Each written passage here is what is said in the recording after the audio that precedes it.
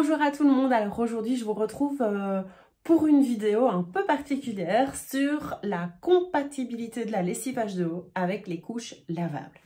Alors pour ceux qui me suivent depuis un petit moment, vous savez que je suis conseillère H2O depuis 2014, donc c'est quand mon deuxième petit garçon était tout petit.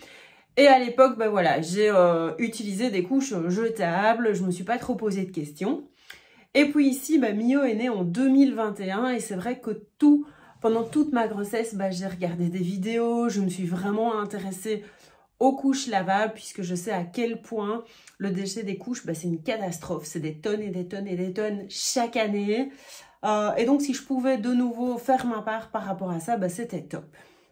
Alors, évidemment, il fallait que ce soit facile et que ce soit compatible avec mes super produits H2O. Alors, j'ai opté pour la marque, voilà, comme ça je fais un petit peu de pub pour eux aussi, Hamac Paris. Alors, pourquoi est-ce que j'ai choisi ça? D'abord parce que j'ai regardé des tonnes de vidéos et que je les ai trouvées toutes mignonnes. C'est des chouettes petites couches qui font évidemment un petit pépette. Alors ça reste des couches lavables, donc ça fait toujours un peu plus qu'une jetable, mais ça n'empêche qu'elles sont super mimi, super canon et voilà, elles sont jolies. Alors évidemment c'est pas les meilleurs marchés que vous allez trouver, par contre si vous les entretenez bien, vous allez pouvoir les revendre facilement et donc par la même occasion les trouver, pourquoi pas, d'occasion. Alors hop, comment ça fonctionne à ce niveau-là?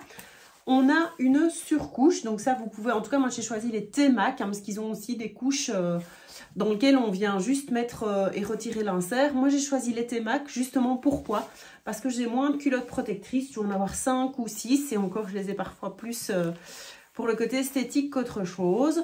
Donc la surcouche et la nacelle qui est amovible dans les T-Mac. Donc voilà pourquoi j'ai choisi celle-là, je vais vous montrer un petit peu plus près. Donc voilà, du coup, cette petite culotte, si elle n'est pas souillée, je ne vais pas la mettre évidemment chaque fois en machine. J'ai ensuite la nacelle et les inserts. Voilà, moi j'ai opté pour la microfibre de chez Hamac, vous choisissez ce que vous voulez. Je suis assez fan du bambou aussi que j'ai testé depuis peu, les inserts en bambou. Donc voilà, choisissez ceux qui vous paraissent les meilleurs. Donc, comment est-ce que ça fonctionne? Je mets l'insert dans la nacelle. Et puis, je vais y mettre soit un voile. Alors ici, depuis peu, je suis passée au voile lavable. Depuis en tout cas que bébé mange solide et que ses selles ne sont plus trop liquides. Sinon, vous avez des voiles qui sont lavables quelques fois en machine et puis que vous pouvez éventuellement jeter avec les selles de bébé. Donc ça, c'est sympa aussi si vous ne voulez pas avoir vos mains dedans. Alors moi, je suis donc passée au réutilisable à 100%. Donc ce voile, comment ça se passe? Ce voile, s'il est souillé, je le détache. Et je le détache évidemment avec quoi? Le savon Net et Pur. Puisqu'il est compatible avec les microfibres de chez H2O, il est forcément compatible au niveau des inserts pour préserver leur absorption maximale. Donc je détache au savon, évidemment après avoir enlevé le plus gros, vous imaginez bien. Ou je le rince tout simplement, ou parfois tout simplement directement dans les toilettes. Enfin, c'est pas mignon à entendre, mais c'est la réalité des choses. Ensuite, l'insert intérieur, si j'ai une petite auréole, une souillure, normalement ça va partir sans aucun souci à la lessive, mais par précaution, vous pouvez évidemment aussi détacher, mettre un petit peu de savon Net et Pur. Alors, au niveau du reste, tout ce qui est nacelle et culotte, si c'est pas souillé, je ne mets pas en machine, je laisse sécher.